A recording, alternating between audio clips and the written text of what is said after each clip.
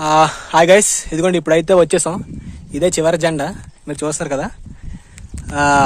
ఇక్కడతో లాస్ట్ ఈ కొండ అహోబిల, దాన్ని ఏమంటారు, లక్ష్మీనరసింహస్వామి చీల్చుకుని వచ్చిన ఉగ్రస్తంభం అంట. దీన్ని జ్వాలా నరసింహస్వామి టెంపుల్ కిందన ఉంది. ఇప్పుడు మీరు చూడండి, అక్కడ కిందన ఉంటది. ఇదైతే కొండ.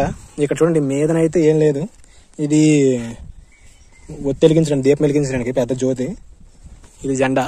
ఇక్కడ మీరు చూస్తే కనుక కొంచెం ముందుకు కడతాను చూడండి. సెల్ ఒక పాలరాతి స్టార్ లా కనబడుతుంది.